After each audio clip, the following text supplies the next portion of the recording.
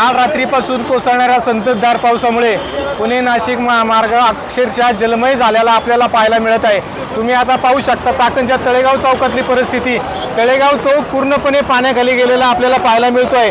सगळीकडे पाणीच पाणी झाले। वाहतूक संत गतीने सुरू आहे। वाहतूक पोलिसांचं नियोजन अगदी काटेकोरपणे आहे। याच्यामध्ये हुल्लडबाजी करणारे हे तरुण खूप आहेत, परंतु या पाण्यामधून वाहन चालकांना बाहेर पडणे खूप कठीण होत आहे।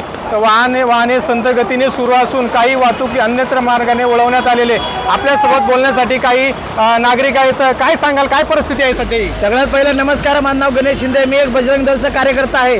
त्यामुळे मोठ्या प्रमाणात वाहतूक ठप्प झाली आहे। त्यामुळे नागरिकांना खूप त्रास होतोय। महिला भगिनी असेल, जनसेवक असेल, प्रत्येक आपले महाराष्ट्र सोडून इतर जे भैयासुद्धा आहेत, सगळ्यांना आम्ही व्यवस्थित रस्त्याच्या पलीकडनं घेऊन व्यवस्थित पोचत आहे, घरापर्यंत पोचवायचा प्रयत्न करत आहे। त्यामुळे सर्व सुरळीत होईल। थोडासा पाऊस थांबायला पाहिजे। आम्ही आशा धरतो की पाऊस थांबायला पाहिजे। खूपच हानिकारक होतंय, गाड्या खूप बंद होत आहे। सगळ्यांना आम्हाला लेडीज भगिनी असेल, वयस्कर असतील, ज्येष्ठ विद्यार्थी असतील, शाळकरी असतील, सगळ्यांना जेवढं पाहिजे तेवढे आम्ही घरपोच करतोय। मी स्वतः एक बजरंग दलचा कार्यकर्ता आहे। माझे साथीदारी माझे रवी शिंदे असतील, शंकर लोखंडे असतील, आम्ही सगळे बजरंग दलचे कार्यकर्ते आहेत। जेवढं आमच्याकडनं शक्यता होईल आम्ही तेवढं पूर्तता करण्याचं चालू आहे।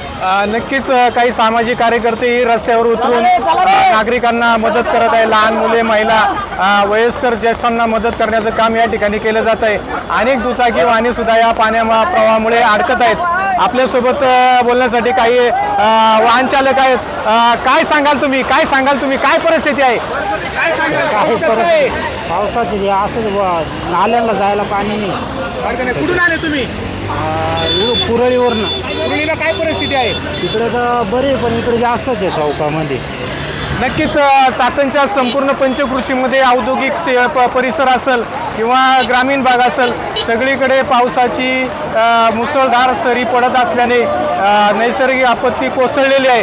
आपल्यासोबत बोलण्यासाठी काही पाण्यातून येणारे नागरिक आहेत। काय सांगाल, कुठून आले तुम्ही?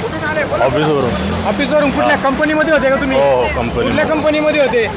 युशिक इंजिनिअरिंगमध्ये. MIDC बंद आहे का? हो, MIDC आहे चालू।